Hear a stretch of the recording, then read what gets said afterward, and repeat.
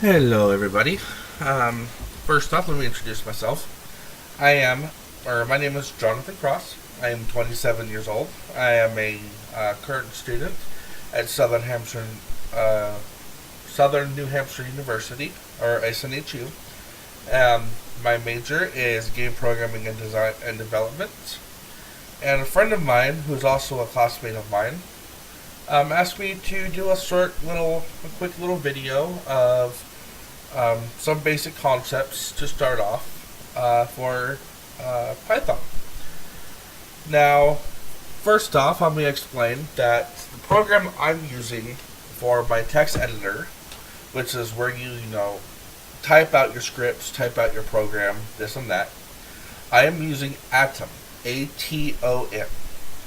Now, the only downfall of using Atom is it doesn't have a built-in IDLE when you first download it, and there's some certain steps that you have to take to make it become an interpreter. So the way I'm going to do it is going to be different from what you guys will do it, because there's different interpreters, there's different text editors, there's different IDLEs. It all depends on your choice and your level of knowledge and use of an interpreter, IDLE, and a text editor. So let me start off by saying that Python is there's not a lot of controversy on whether or not Python 3 is a programming language or if it is a scripting language.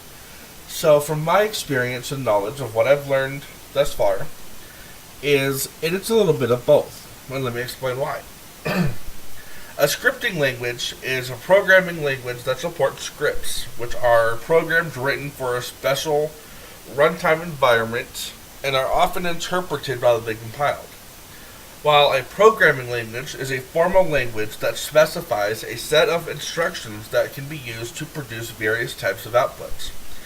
Some of the more common programming languages are Java, C++, C Sharp, Ruby, JavaScript, which that one is actually a scripting language.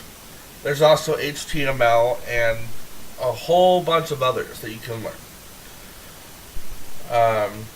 Anyone who's watching this, if you're actually interested in learning more, I'd recommend downloading the Android app. I think it's also on iOS too. Is SoloLearn, SOLOLEARN, because it teaches you a lot of the more common languages, and it also gives you a certificate when you're done with the course. And it's free, best of all. So, let's start off with what I'm going to teach you today. Today I'm going to show you a little bit of variables, strings, and print statements. Some of the most, easiest and common code that you're going to be using a lot of. So let me start off with a string. A string is basically assigning a text to a variable. So let me pull up my text editor, and I have 5 different tabs, and I'll explain more over time. So using strings would be something such as age equals, not plus, equals, and you have to put the assignment into single quotes. That way, when you go to print the statement, it prints out the proper thing. So for me, since I'm 27, I'll put age is 27. You can also put that capital. Name equals whatever you want to put your name as. So if I put my name,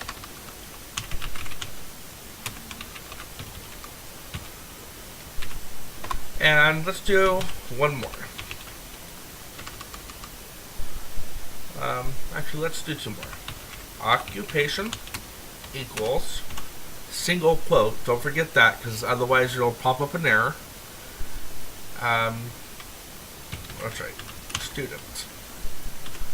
And let's do one more of hobby. And I like to sing a lot, so those are some examples of strings. Other things you could do are let's say, if I was to print out an entire like introduction script, this is something I would do. Degree that I'm going for is a bachelor's of science in game programming and development. And let's do one last one. Let's do a dream job. A lot of us, when we're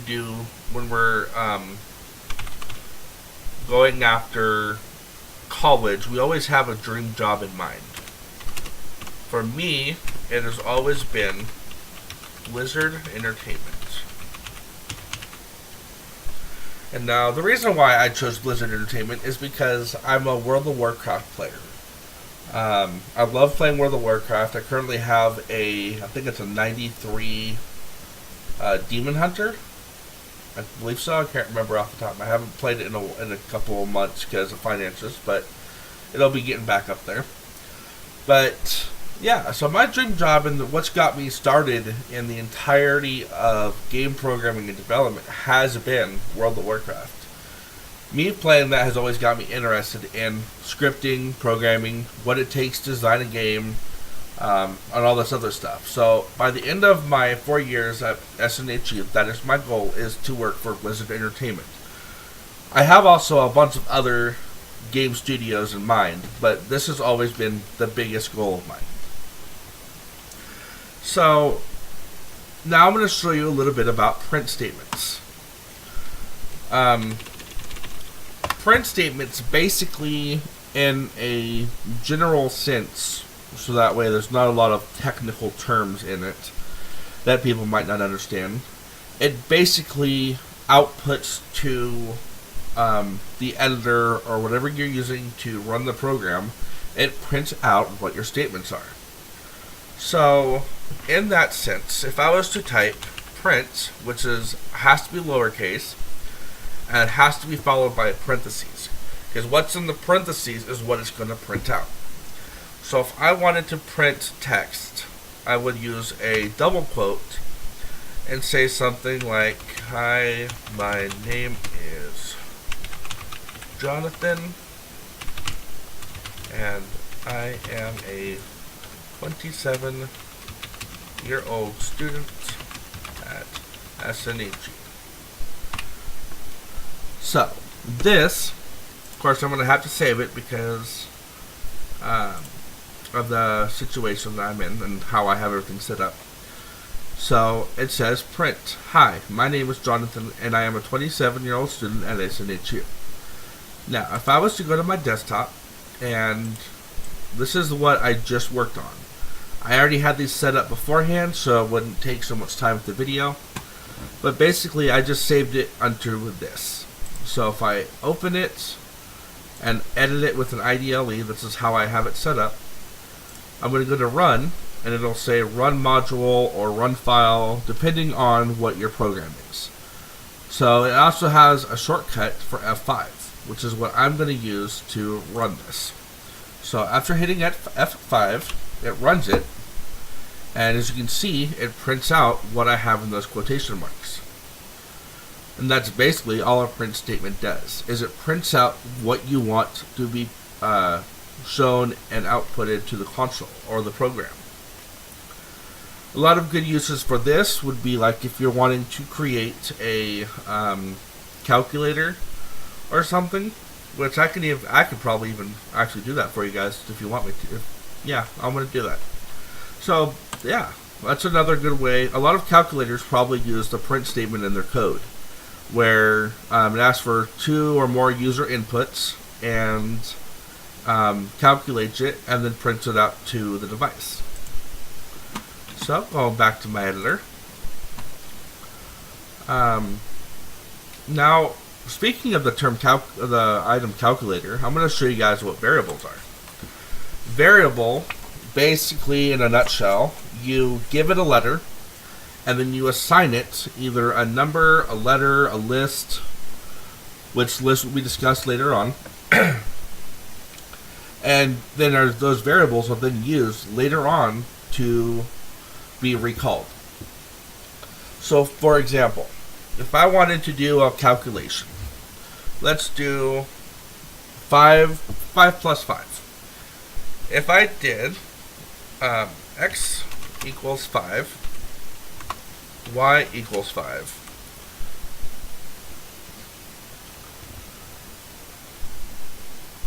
and then I was to do print x plus y, then making sure that that's all I need to do. Still learning this, to be honest, but I've got a lot of enough knowledge to be able to do so. So variable. Do the same thing with this. Edit with IDLE.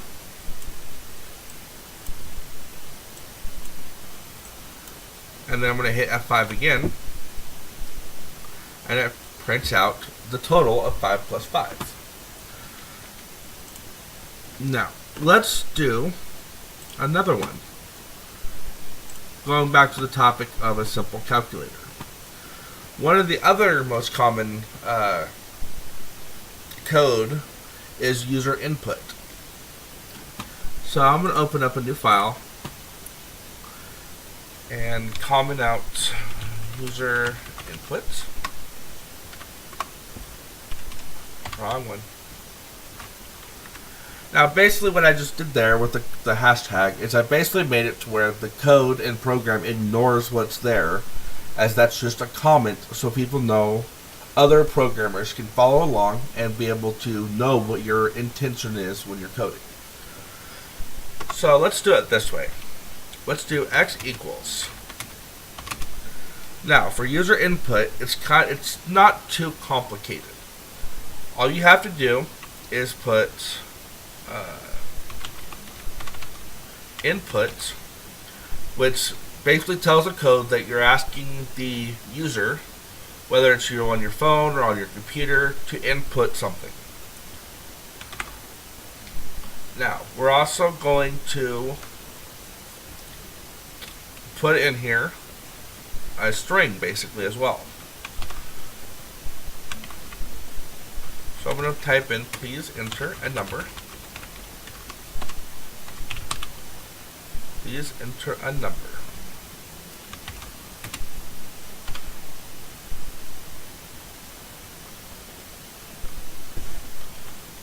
So basically what we did here is we're asking the user to input a number. Once that number is inputted or entered, then that number is assigned to the value x. So it's a very good way of getting user input. And we're going to do the same thing with y.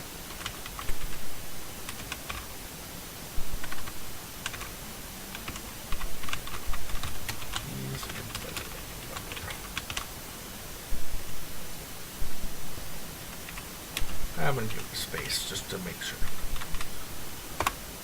Now, since we're in the theme of calculator for this one, I'm going to do the same thing as the last one.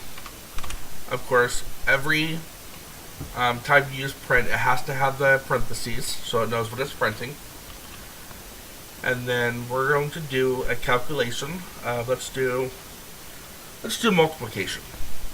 So for multiplication, we just take x and the asterisk, or the little star, or on your number pad, it's the one between the minus and the slash. It looks like a little star. Then you do x times y. Okay, and we'll go ahead and save that one again. And I'm going to save it to my desktop. And we're going to name it calculator.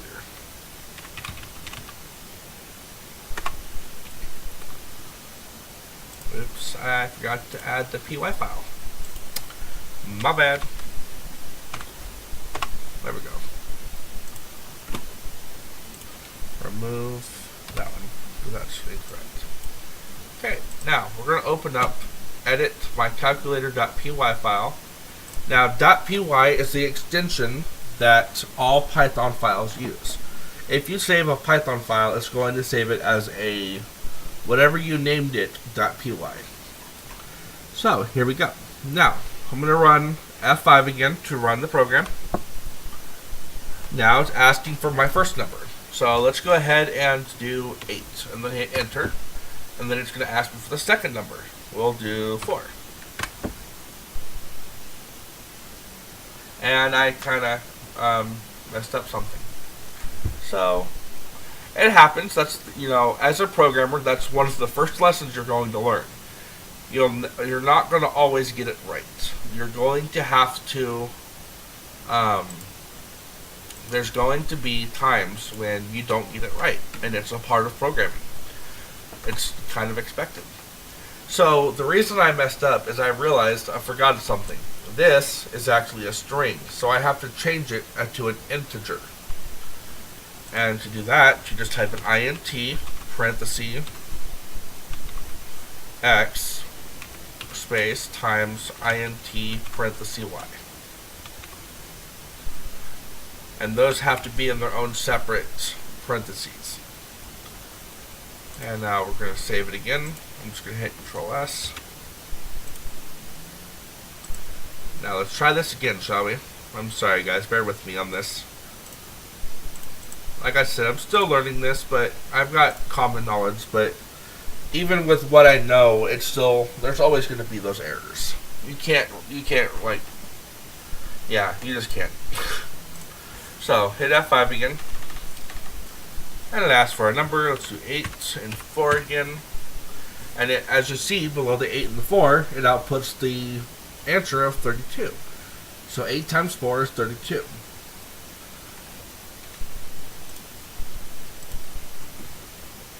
Alright. So, to kind of put all of this together, I've created an intro script that I'm going to show you guys. So this is my intro script that I created with 1, 2, 3, 4, 5, 6, 7, 8 strings and 4 print statements. Now I already have this saved before I started this video to save time because I wanted to make sure that I didn't bore you guys. So it's right here. If I run this script, first edit with IDLE, and it shows all that. I hit F5, and it's going to only print everything. So it's print. Hi, my name is Jonathan. I am 27 years old, and I am a student at SNHU. My favorite hobby is singing. And that right there is your first program. So anybody can code, really, but people think it's hard. The hardest part about this is when you learn one language and there's many of them out there, and trying to learn a different language is kind of difficult, I won't lie. When you go from Python to HTML or HTML to Java or so forth, it does get difficult, so I'm not going to lie. But perseverance and motivation makes it so much worth it, and I can guarantee you after you make your first program, like I did here, this is a full program that I have made for one of my assignments at SNHU University. For my IT 140 class, I was asked to create a rental car billing script, and this is basically what it does. And from the code, it asks the user for an input that has to be W, D, or B. And then, depending on the code, it asks for rental period, so how many number of days or weeks. Then it assigns variables of charges for budget, daily, or weekly, and so forth. And then it prints out a receipt. Now, to show you an example of it, I'm going to save this to the desktop because I have it in my thumb drive. But for easier access, I want it on my desktop. So once again, I'm going to open it with my IDLE, and it has it all here. And then I'm going to run F5. Oops, wrong button. F5. I'm not going to save it. Oh, okay, fine. So now, it's asking for me for an input. Is it a budget rental, a daily rental, weekly. So I'm just going to assign it, let's do a daily. I also have it set up to where if I enter a lowercase, it capitalizes it automatically. So now it's asking me for the number of days rented. I'm going to put 3. And now it's asking for the starting mileage, which for purpose of ease, we're just going to put 1,000 and add 120,000. And then it prints out a receipt. Rental summary of D, or code D, period of 3 days, odometer 100,000 to an ending of 120,000. So total miles driven was 20,000, which makes the amount due $5,105. Granted, that's not, typical rental car, but that's for this program. So yeah, if you guys have any questions, I'm going to have my friend link my YouTube channel down below, and this will also be posted onto my YouTube channel as well. So, hope you guys have a wonderful day, and let me or my friend know if you have any questions.